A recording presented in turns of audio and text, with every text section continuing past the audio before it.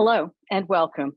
I'm Valerie Paley, Senior Vice President and Sue Ann Weinberg Director of the Patricia D. Klingenstein Library at the New York Historical Society.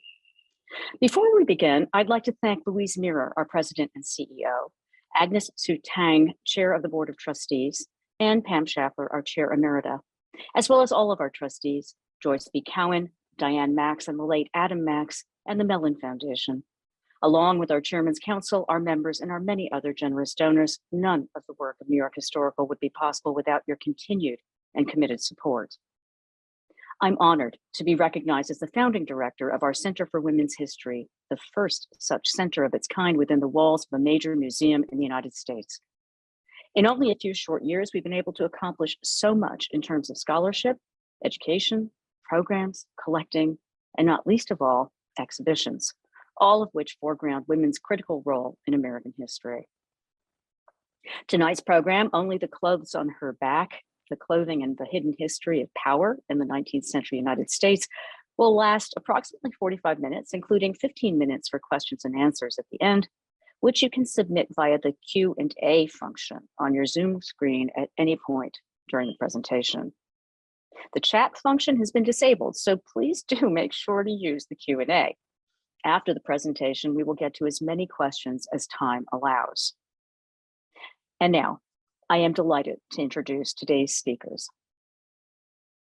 Laura F. Edwards is the class of 1921 bicentennial professor in the history of American law and liberty at Princeton University. She focuses on the legal history of the 19th century United States with an emphasis on people's interactions with law and the legal system. Her most recent book, Only the Clothes on Her Back, from which this program takes its title, combines material culture and legal history to reconstruct the economic world created by legal principles that allowed even people without rights to make legal claims to clothing, cloth, and related accessories. An award-winning author, Professor Edwards has received numerous fellowships from the Newberry Library, the National Humanities Center, the NEH, the ACLS, the Guggenheim Foundation, and the American Bar Foundation.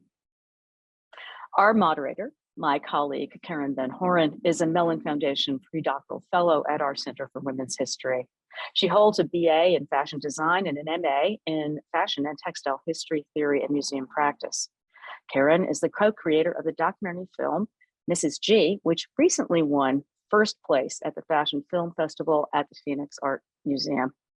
She's curated several fashion exhibitions in New York and Israel and co-authored the Fashion History Survey, She's Got Legs, A History of Hemlines in Fashion. I love that title, Keren. She's currently pursuing a PhD in history at NYU, where she uses the lens of fashion and the body to examine the lived experiences of ordinary people in American cities. Welcome, Laura and Keren. Thank you, Valerie. Thank you for this introduction, and we'll just dive right in. So first of all, Laura, I have your book here. I really enjoyed reading it, and I actually want to thank you for writing such a wonderful book. As both a fashion historian and a US historian, I'm so excited to see scholars seriously studying textiles and clothing, and I've learned so much from reading this book. It's so rich with stories and details and observations. And most importantly, you bring to light this world in which textile goods have very different value and very different meaning than it does today. You show that there was a time in the early decades of our nation in which laws and rules and norms pertaining to textiles were really a social organizing principle in a way. And I actually want to quote at you your own words, because to me that was from your introduction that were quite astonishing to me. And I'm going to quote it. A handkerchief was better than a dollar bill. Not only was the value of handkerchiefs more stable than a banknote, but claims to them were also more secure. To me, this is wild. So I was hoping that we can start by, if you could explain why in this post-revolutionary economy, textiles were more secure or more stable than banknotes. Sure. And Karen, thank you. And thank you, Valerie, and the Center for Women's History. I really appreciate being here. It's really going to be fun to talk about this. So yes, I was kind of amazed because, you walk into the past and you assume that the things there have the same meaning that they do today. And actually they often don't. And that's definitely the case here with clothing. And we now think of clothing as you wear it and then you wear it out and you get more, and that's kind of it. And it's pretty, but that's just, it's for wearing. And it became very clear when I was researching, and this really started before I was researching for this book, but it sort of dawned on me as I was researching for another book that clothing was operating in a different way. And first I noticed that even people who did not have property rights could make legal claims to clothing that were enforceable. So it wasn't that it was a property right that was being recognized, but it was a connection and a personal connection to the clothing. And I thought at first that that was because, well, clothing was more expensive, it's more valuable in this period, which is true, in fact. In this period, clothing is not something like a $2 t-shirt, but it would cost an entire year's wages, for instance, for a man to buy a nice coat. A good dress for a woman could cost a year's wages as well. So there was a lot of value to clothing, economic value, but what really makes clothing valuable is this legal attachment. So the fact that if you don't have property rights, you can still claim valuable property because you can make a personal attachment with those goods, and you can show a personal attachment with those goods, was kind of eye-opening to me. And that makes this particular kind of property really valuable to people without property rights. And so, for instance, and we have a PowerPoint, and Keren, maybe you could show them the banknote.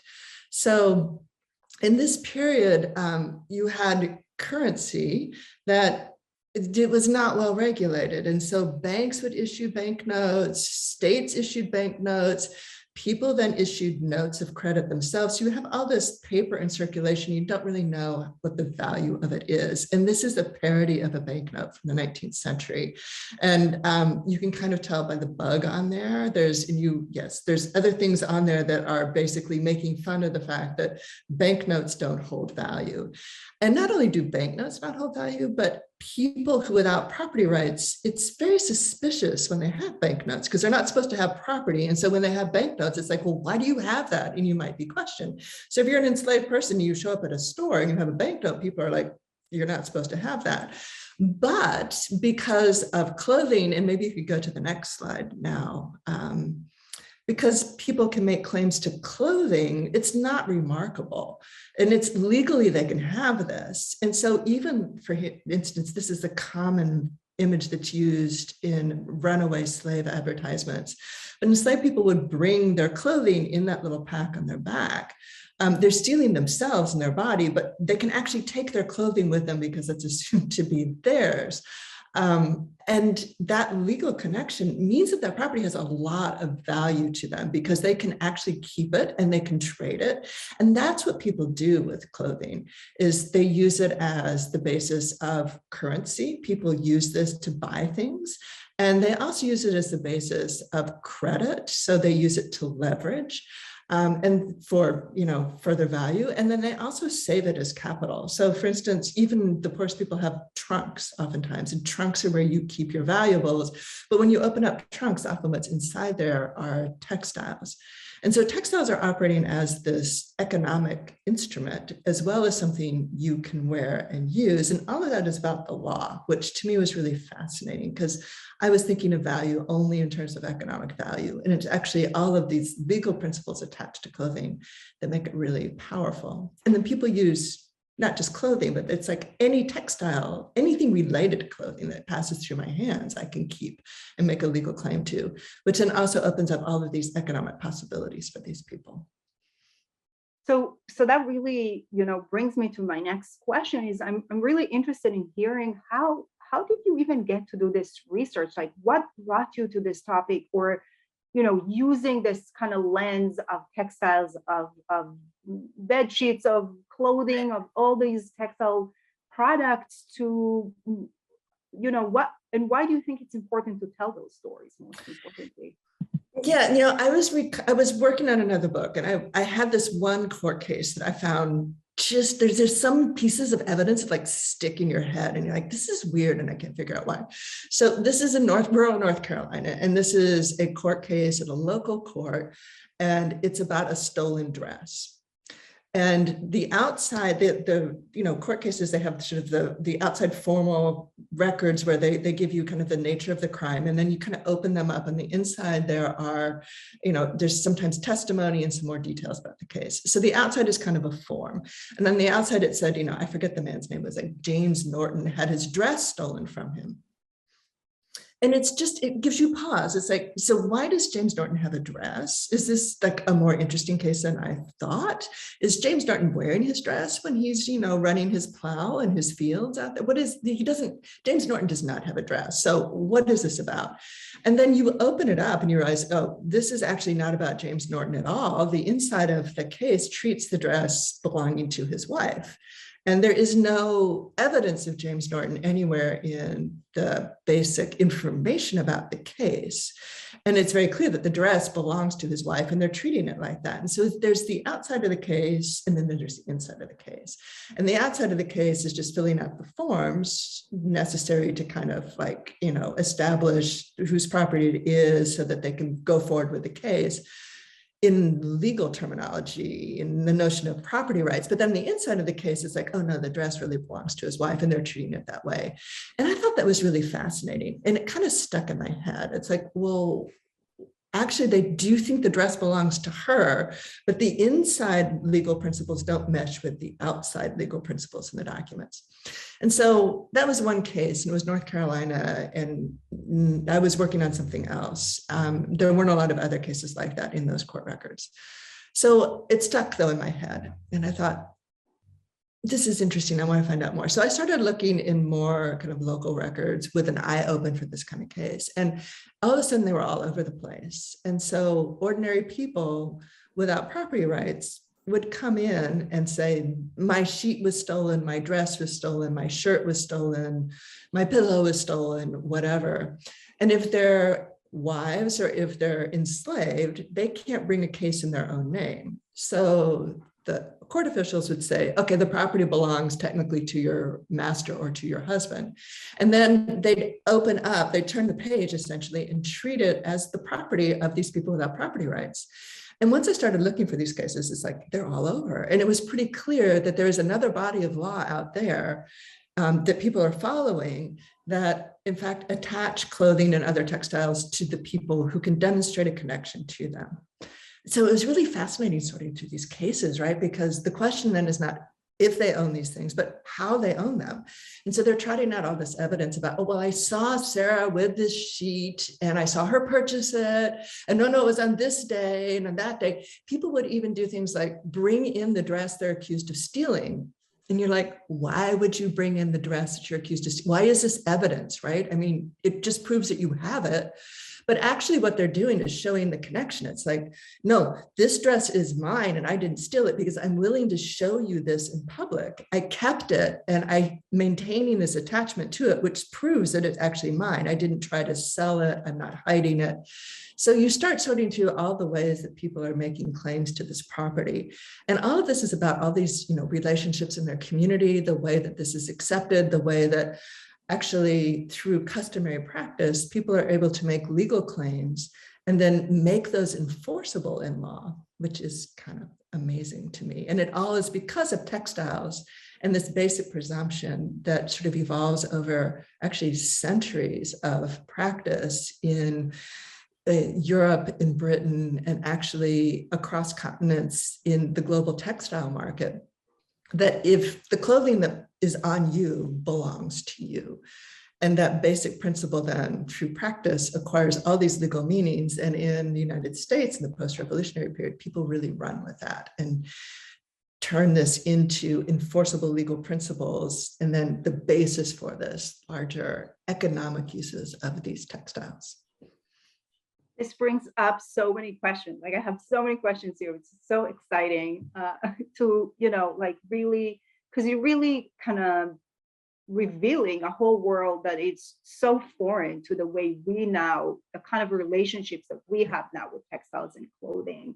And you mentioned it in passing, but maybe you can talk a little bit more about, you in the book, there are a few cases in which people file charges of stolen garments or home textiles. It's a little hard to imagine that someone today would bother to go to a court and sue someone over a stolen shirt. Right. So can you talk a little bit about who those people are and why they're turning to the law in those instances? Yeah, it is amazing to me. I think one of the most amazing cases was this is in Charleston, and this woman comes into local magistrate. And these local courts, we now think of courts as like courthouses, and they're very formal. And this is a much more informal kind of setting. So while magistrates are fully legal and they're legal officials, and the proceedings have all of the ramifications that a court proceeding would, it takes place in somebody's house and people would know the magistrate. So, this woman comes in though, and she says, somebody stole my bandana from me. And this guy, this magistrate, then drops what he's doing and starts investigating her charge. And it's like, I would have expected him to say, go away, right? Or what? It turns out she claims the bandana is worth a penny. So, it's not even that big of a case, right? And then later on through the investigation, it is discovered that it is a fake bandana, because actual bandanas are Indian cotton, and this is like a fake bandana. It's a knockoff, so it's only worth half a penny. But they take this really seriously. And I find this kind of amusing, right? Because it's the moment where it is so different from what we think of today. I mean, now we drop a bandana, it's like, whatever. Some people might even just get another one.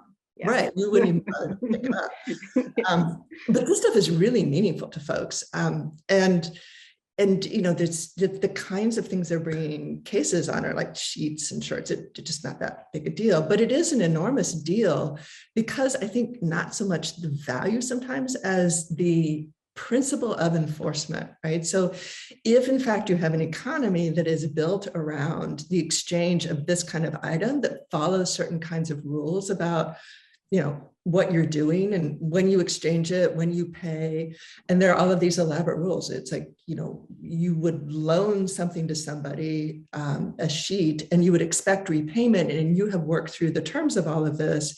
And then if somebody doesn't follow that, you would like your property exchange, the rules enforced. And so people are really insistent about enforcement of this because it is about maintaining the integrity of that whole sort of all the legal principles that uphold the system of exchange. And so if you only think of it in terms of, I think, economic value, that half a penny in that like counterfeit bandana doesn't make any sense. But when you think about it in terms of people committed to the exchange of these goods in an economy that actually has pretty formal rules, they want it to be enforced, right? So that part took me a long time to figure out. And I think a lot of historians have seen it only in terms of the economic value. So it makes these people look desperate, right? It's like they're so desperate that they're filing charges for, an old shirt. But it's not desperation, it's actually something more profound that they're doing, which is enforcing rules that are important to them. And in that sense, they're also participating in the legal system and the political order of the early republic in really important ways that I don't think we fully appreciated before.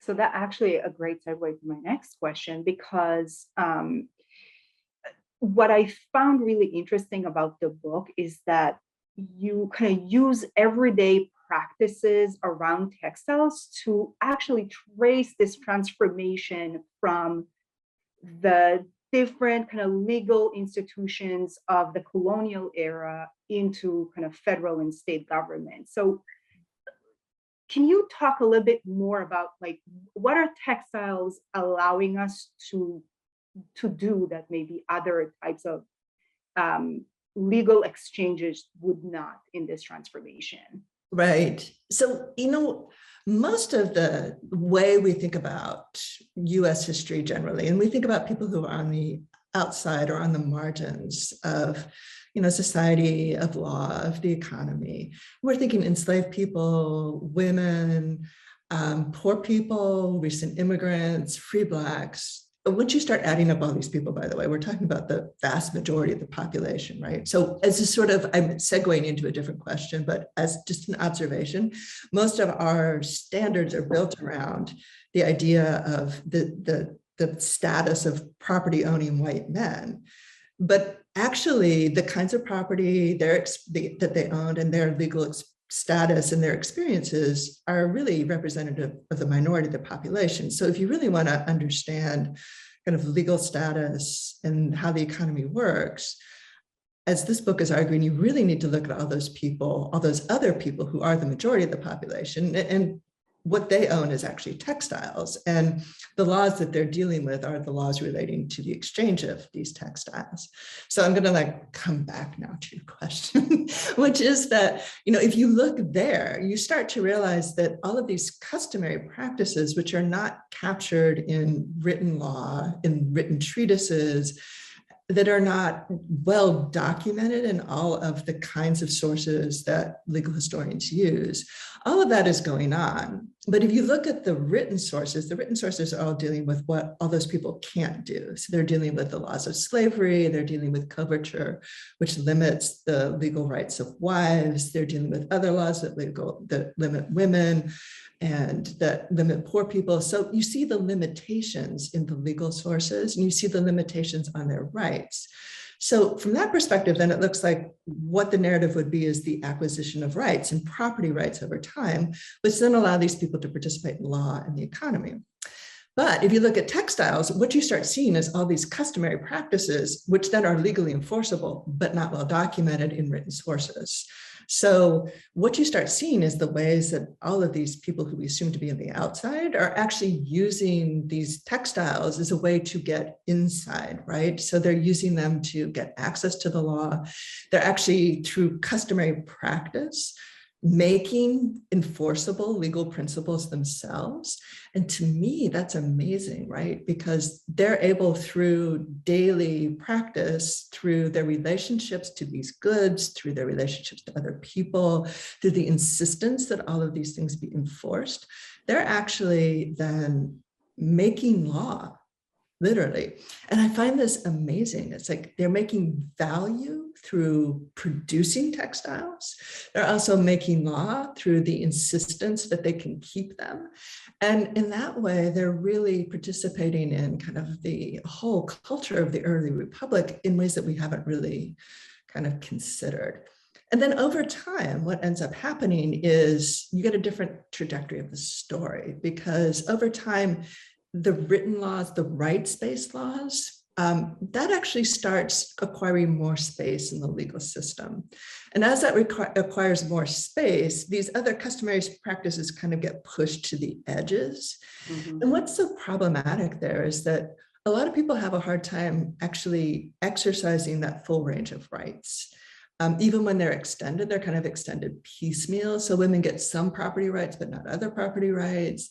In the Civil War, during Reconstruction, you have the abolition of slavery, the extension of civil and political rights to African-American men, but we all know that that story is fraught and they have difficulties exercising rights.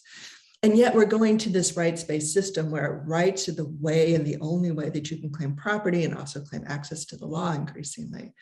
And so the story starts looking more complicated, right? From a world where it was actually possible for people to participate in law and even create law and have a say in what that looked like, to a world where actually that was more difficult.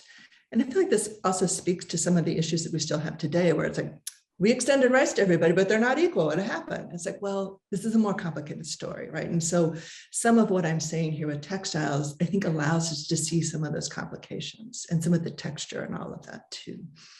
And also how people with lesser means are able to participate in the economy in ways that maybe today they wouldn't be.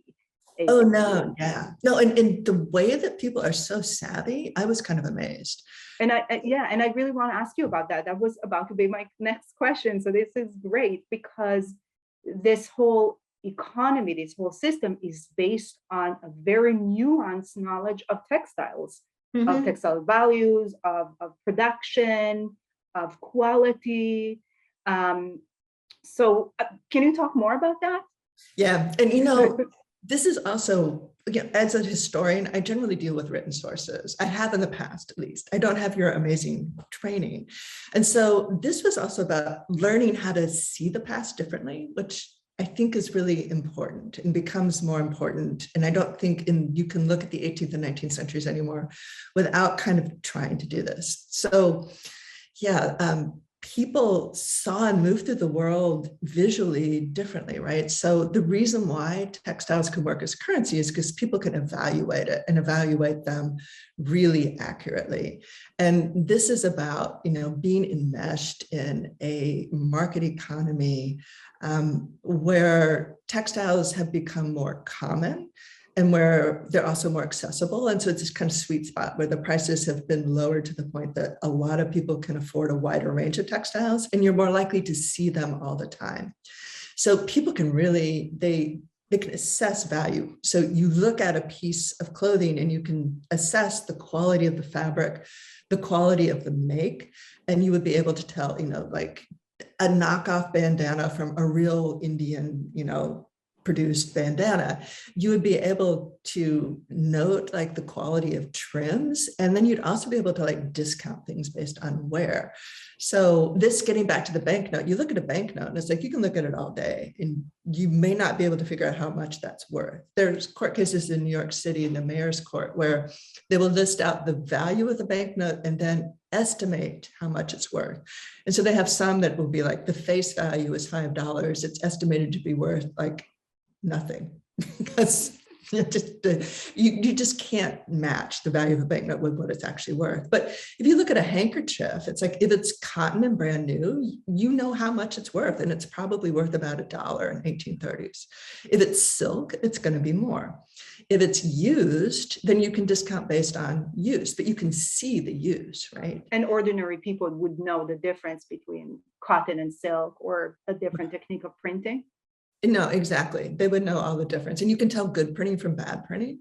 And I have some examples of that in the book, and it's kind of amazing because, good printing, you have the outline of a flower and then you have different colors in the flower, and the colors don't bleed outside the outline. And it's usually the colors are very, sort of pristine and pretty and clear. And in bad printing, the colors are muddier and, it spreads outside the borders. Cotton, you can feel, you can look at it. Actually, most textiles, you can look at it and see what the fiber, content is. And it's like today, sheets that are a higher thread count are more comfortable, and you can see the difference. And people would see that when they're walking down the street. You would be assessing that all the time. And today, I don't think we notice those things, right? But it's that ability to assess these materials, these goods, that then allow people to exchange them fairly readily too. So when people, are looking at you, they're seeing, dollar signs. And it's amazing in the court cases because they have these fantastic detail about what is stolen. And, at first I'm thinking, and I didn't think much of it, but then you realize that they're listing out all those details about fabrics and shirts and sheets and the quality and the wear, because they're telling you how much it's worth.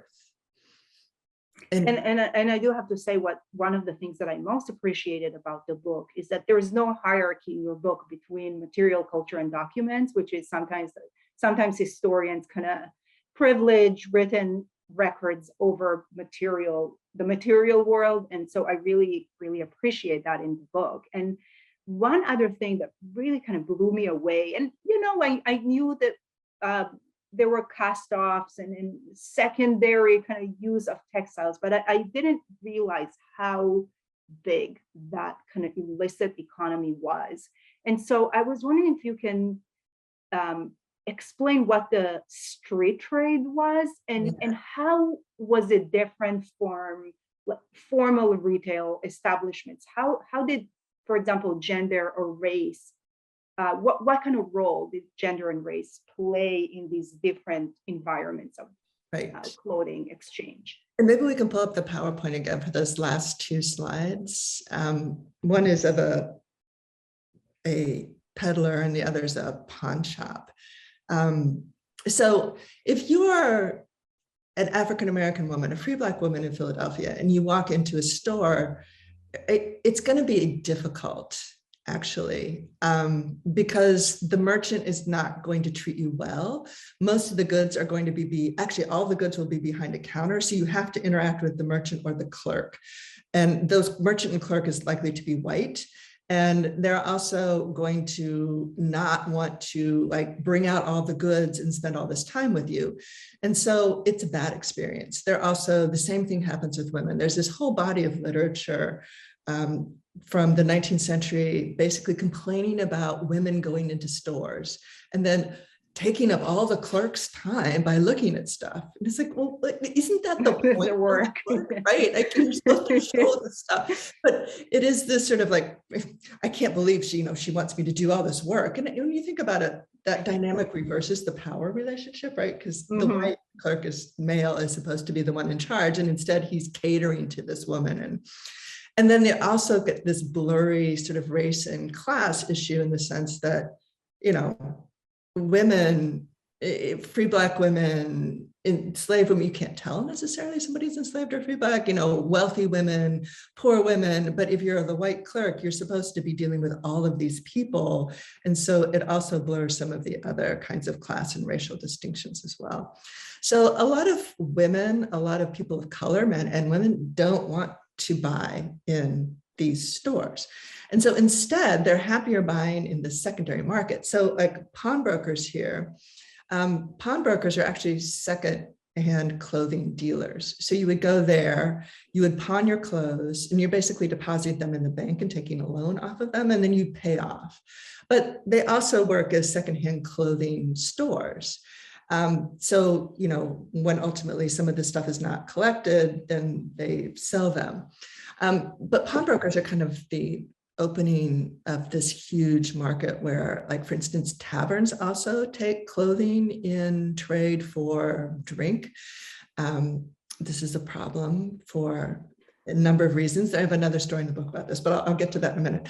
And then there's also all of this, like open air markets. All of the open air markets would have people who are dealing in various kinds of goods and secondhand clothing and textiles, because people would pay for whatever they're buying in that. You have these open auctions, that auction houses that take secondhand clothing and then sell it, auction it off. And so they're working on commission. And then you just have people who are walking down the street all the time offering to sell you things, which is kind of like amazing to me. It's like, if you read some of these court records, it's like, I don't think you could walk down a New York City street and not be, met by somebody who's offering to sell you some clothing, this, that, or the other. And that's actually a way more attractive. Oh, and they're peddlers too. And that's the previous slide, I think. So all of these, like a peddler comes by with his goods in rural America, and the women can actually sort through it all. And he may stay overnight, which means you can kind of try the goods, you can feel them, you can put them, see if they actually work for you, instead of having that nasty clerk, well, you looked at it and so now you have to buy it. So this is this whole sort of secondary street trade. I've searched for a way, what to call it. And it is an interesting sort of market in the sense that textiles are being used as the medium for exchange, but then often the object for exchange as well. And you would find people sort of then trading to get what they want too. So like you have a shirt, what you would really like is a coat, but you can trade your shirt for a length of cloth. You can cut the length of cloth in two, trade that for shoes and a sheet, and then put the shoes and the sheet together and then trade for a coat. And, this is this amazing kind of like constant figuring out value. And there we get back to your question, right, about the value in ways that people are able to, like, the very sophisticated things that they're doing here. So, they're like, they're buying, putting things together. They're also buying. So, you have to know how much the handkerchief and the shirt's going to be to trade for the coat. But they're also doing more complicated things like buying over time and charging interest and figuring out that interest. And there's one case where that happens with an enslaved person who's selling shoes and other goods in South Carolina. And he sells to another enslaved person a pair of shoes over time. And so this merchant who's enslaved has two prices, just like a regular merchant would, which is the price at the point of purchase, which is less than the price that you would pay with credit. So the enslaved person who's buying it is paying, he thought he was paying at the point of purchase, which is lower. He ended up not being able to pay at that moment and stretched it over time. And so the merchant wants him to pay the credit price. And so they're figuring out the interest in like a stick on the ground. And then the whole transaction is really complicated because this person is stringing together not only things that he's going to trade for those shoes, but also transferring in money owed him from another loan that he gave to another person. And so kind of the level of numeracy and the complication here is pretty amazing to me. And to add to the complications, there is no standard, what they call a unit of account, which now is dollars and cents. So we use that as the way to make exchanges, right? So we're not always trading a dollar, but when you get your MasterCard bill, what you bought is always valued in dollars, even though you're not actually using a dollar necessarily, you're not handing over a dollar. And at the time in the early 19th century, we're still using pounds and shillings as a unit account, which holds over from the colonial era. And then we're also using dollars and cents, which has been sort of imposed by US government. But people still like pounds and shillings, but they often use both of them. And then they have a whole array of coins. So you've had these, which are from other countries like France and Spain in particular. So you have people satisfying, like they'll denominate something in pounds and shillings, and they'll be paying for it in dollars, handkerchief, cheese, and parts of the Spanish dollar. And it's like, I can't believe that these folks are doing this. It's fairly amazing. Wow. And who were the, like, who would go and buy in the street trade or in secondary markets? Was it also middle class people, or was it only people of lesser means or no means? Right. It's a good question. And you would think it'd be just poor people, but actually it's people without the legal rights to own property, right? So if you have the right to own property, then buying from a merchant's really not an issue. And a merchant would extend you generally credit.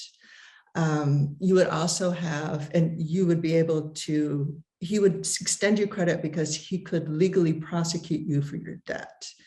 So if you're don't have property rights, merchants can't extend you credit because they can't legally prosecute you for your debt. They're less likely to do that. So you would have to have money to pay at the point of purchase, but then a lot of people don't have cash to pay at the point of purchase. And it's also problematic because technically they're not supposed to own property. So how do they own cash? So this is all this murkiness in trading in kind of the part of the market that we would call now the formal market, the legitimate part of the market, but actually it's just the market that is controlled, that is accessible to people with property rights. And so this whole secondary trade is actually for everybody without property rights, which is kind of like the vast majority of the population. So, they will shop in those kinds of stores from those kinds of traders and dealers because it is actually much easier for them, but they're also more likely to get a better deal. And they're also more likely to get better terms. And you mentioned, we talked about sort of the savvy of qualities and printing and all of that. So what happens to all of that when we starting getting into industrialization? Right. What happens to that value? This really confused me for the longest time because the narrative that we usually have about kind of the production of textiles is based in cotton production. And I had to learn a lot of different things for this book. So it was like, oh, I have to learn how all these textiles are actually produced, right? So the narrative is like, okay, we have Lowell mills, we have the mechanization of cotton production, and then the development of the factory system. And we all kind of assume that that just happens across the board with all kinds of fibers. Actually, I don't think many historians think about other fibers beyond cotton. I have always liked textiles. So it's like, of course, there are other fibers. There's still linen, there's silk, there's wool, right? And actually, linen, silk, and wool are not mechanized, the production of that, nearly as quickly as cotton. And even the early mechanized cotton fabrics are not very high quality. So the best cotton is still hand loomed for a while. And what happens, because the other fibers are not mechanized, there's still a lot of handwork involved in that. It's interesting because you have the increased production of cotton, which drives down the price of other things, the expectation of the price of other things will go down, but it also raises expectation of the amount of goods you're going to have. So actually, when you start looking around cotton factories, it produces more opportunities for hand labor. So you have also more hand labor producing wool, which is largely still hand done. The best wool is hand done. Although slowly that's being mechanized over the course of the early 19th century. And silk, although not as much silk production in the United States, but silk is still hand loomed even after the jacquard loom, which is actually doesn't eliminate hand labor completely. And linen is hand done until into the late 19th, early 20th century. And then you also have, the opportunities for sewing and seamstresses. So that is also really important. Like the more textiles you produce, the more clothing you have to make. And a lot of the clothing is still hand done. So it actually opens up all of these opportunities for women and also men on the margins to produce value by making textiles. And I wanted to give you an example of one of those women who is Amanda or Elizabeth Coulee, we're not sure which one, from the PowerPoint. And so the Coulee women live in Western Virginia, not West Virginia, because they don't have West Virginia yet, but the western part of Virginia in the Shenandoah Valley. And they have the mother has several daughters, and they have this whole textile business. They raise sheep, and then they also then produce, they spin, and you might pause. This is the 1840s and 50s that they're spinning, but people are spinning wool, and there is still a real market for hand spun cotton as well, actually cotton wool and linen. And then they also do weaving, and they do dressmaking, and they make, and I think this is really pretty hysterical, they make the coats for the men in the community for militia muster. And the militia muster is the place where all the guys show up in their really hot outfits, basically. So you're supposed to have a militia coat, but they're all different. And so they're like, oh, I want like the green one with the epaulets, and we'll put braid all over. And then they show up and they march around their guns and they drink too much. But, it's very important to look sharp at militia muster. So they make a lot of coats for militia muster. And then what they do is they go into town and they actually maintain control over these goods because of those legal qualities that allow them to control the value of textiles. And the mother goes in and trades all of this in her own name at the merchants' stores. And they give her a credit account because they recognize that this is her business, not her husband's business, which she has established through practice, which you can do in this period. And then she often trades all of that for really nice cloth for her daughters. And you're thinking, why? And this is actually a transfer of capital to her daughters. So, and this is an example of a beautiful dress that Elizabeth or Amanda made.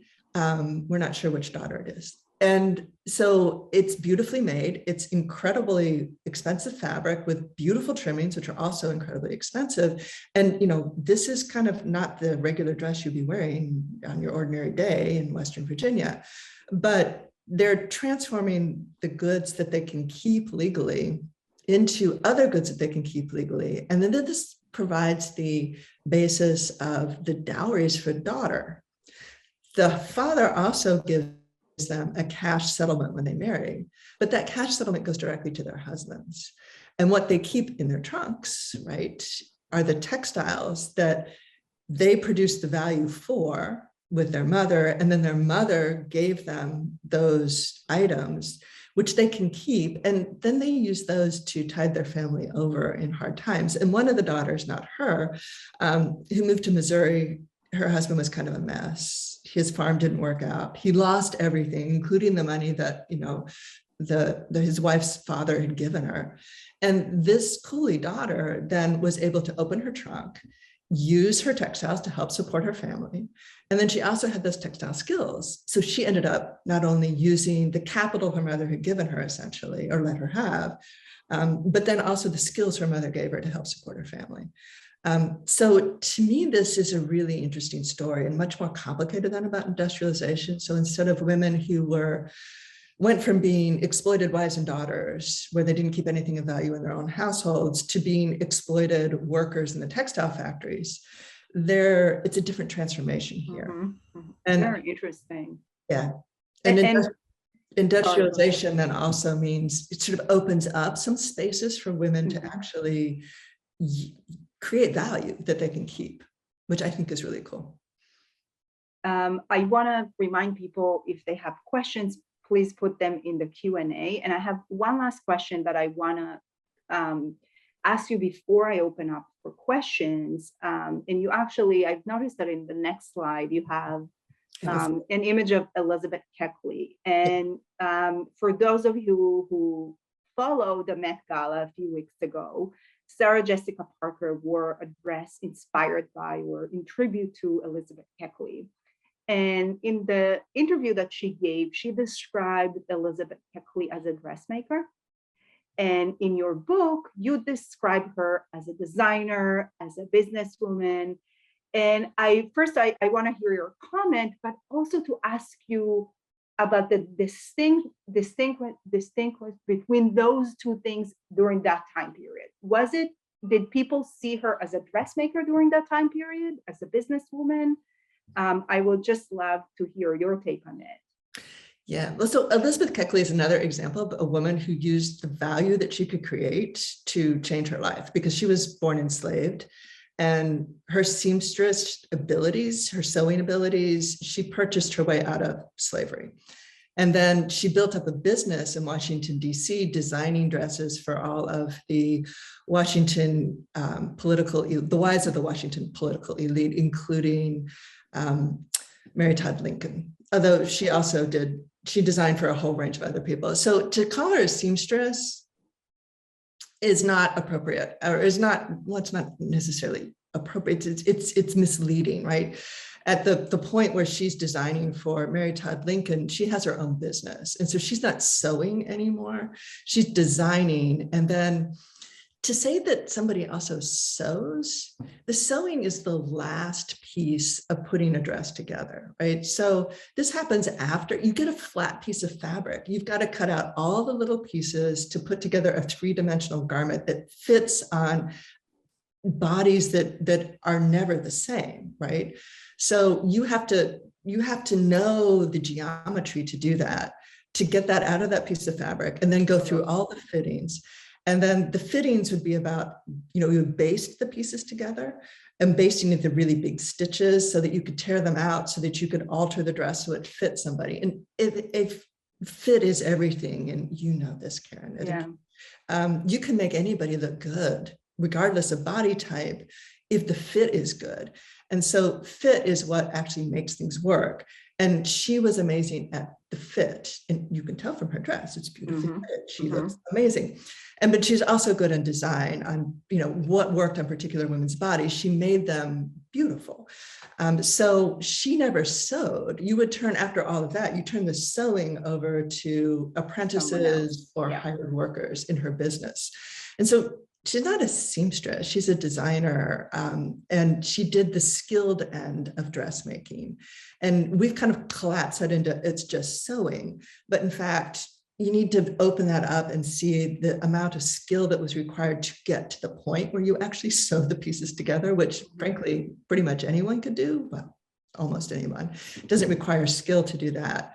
What's the skill part is making the dress and making it fit. And that's what she did. And she did it amazingly. And what is really so sad is that ultimately, in the whole drama that happened after Abraham Lincoln was assassinated, and Mary Todd Lincoln tries to sell her wardrobe, and it produces this national kind of it's a scandal that she's selling her wardrobe, although this is not actually unusual, but it was made to seem unusual. that point. Mhm. But basically, Elizabeth Kepley's designs are ridiculed across the entire United States. And it was so damaging that she basically never was able to resuscitate her business. To her reputation. Exactly, Yeah. exactly.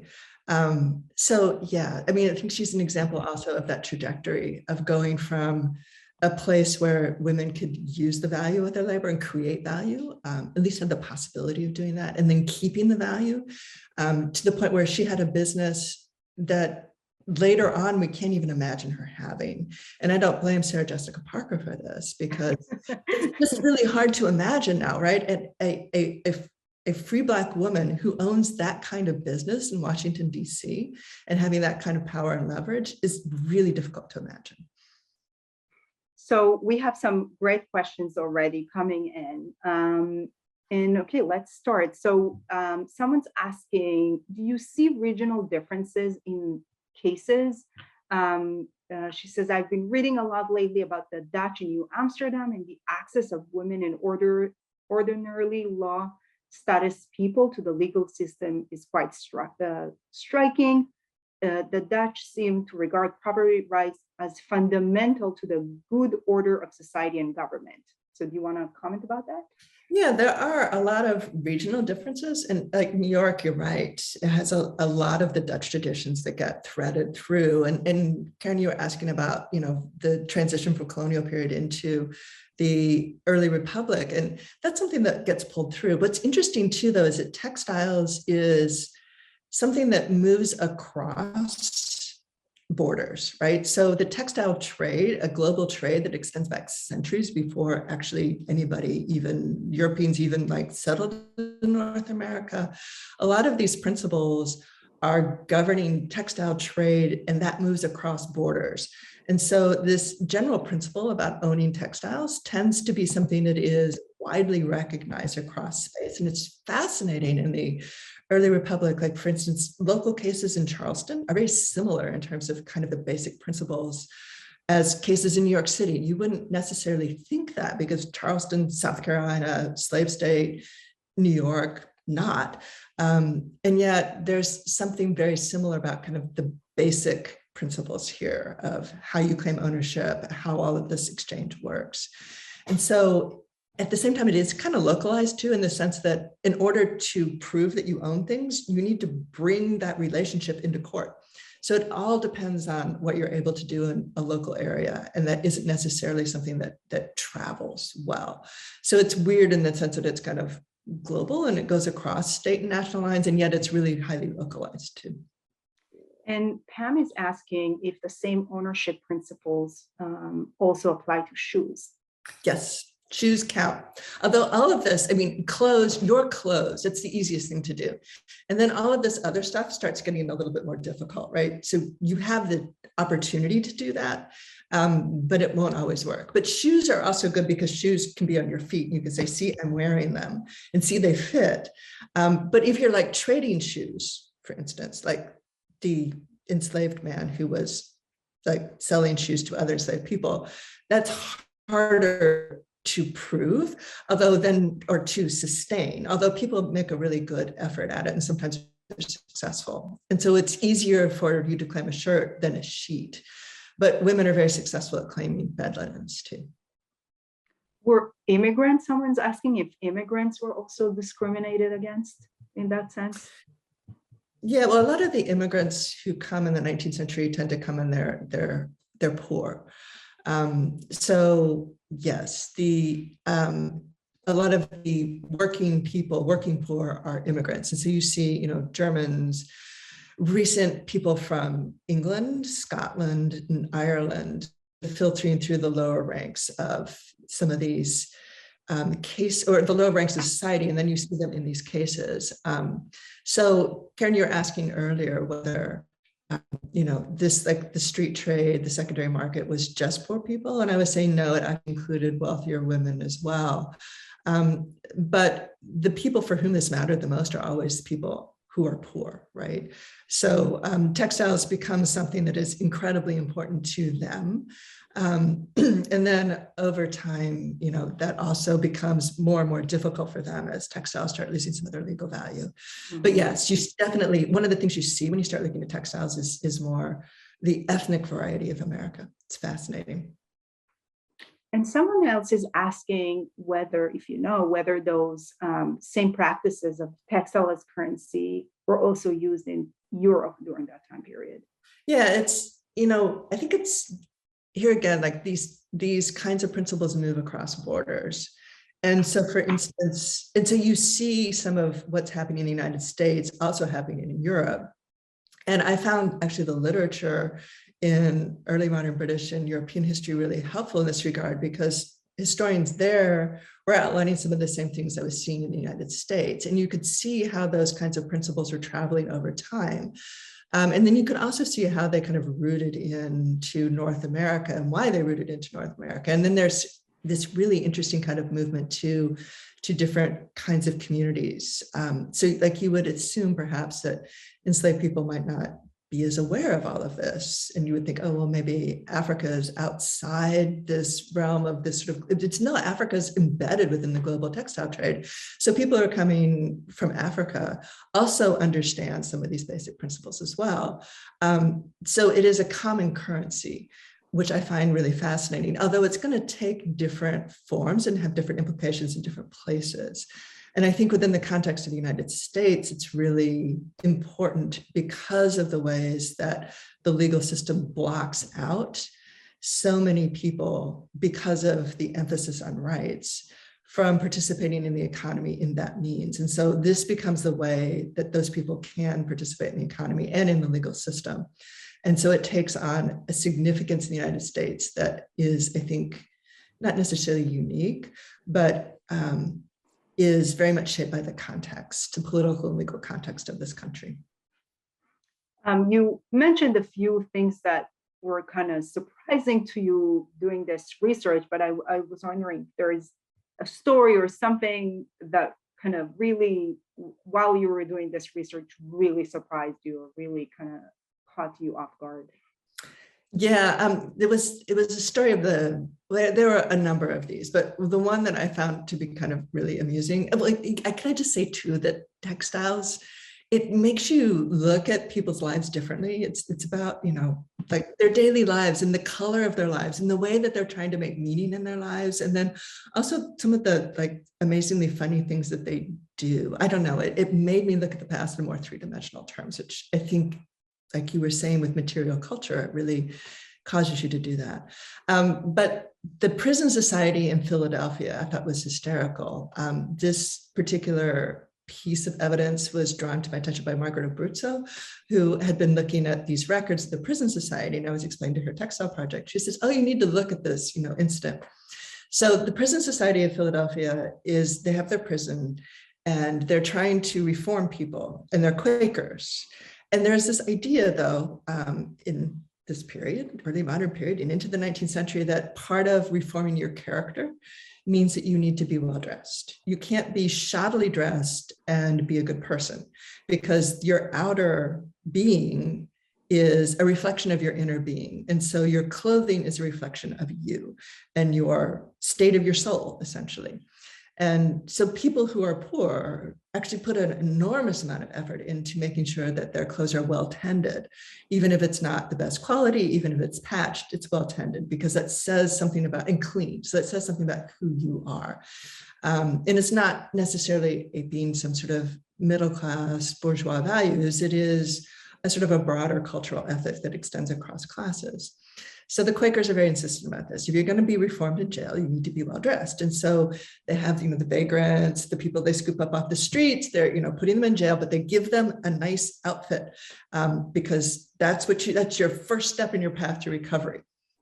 That's incredible.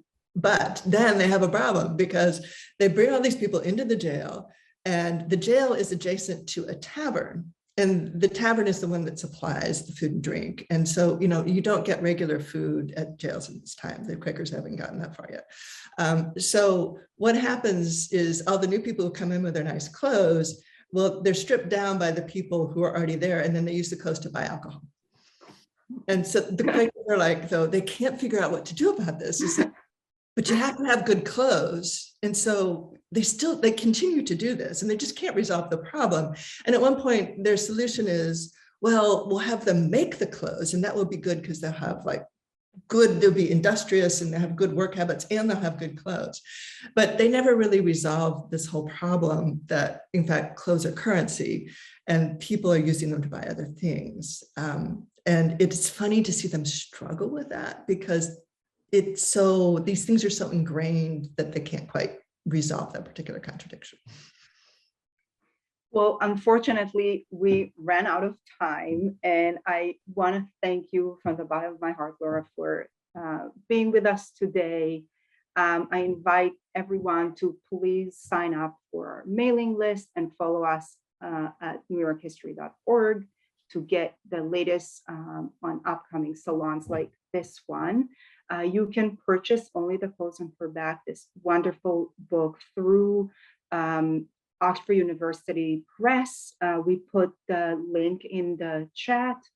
And finally, the New York Historical Society is currently open Wednesday through Sunday. You can reserve your time entry museum tickets on our website. And we hope to see you on Central Park West to view Title IX activism on and off the field, which I had the privilege to be in the curatorial team for that. It's opening today, May 13, in our Joyce B. Cowan Women's History Gallery. So thank you, everyone, for being with us tonight. Thank you.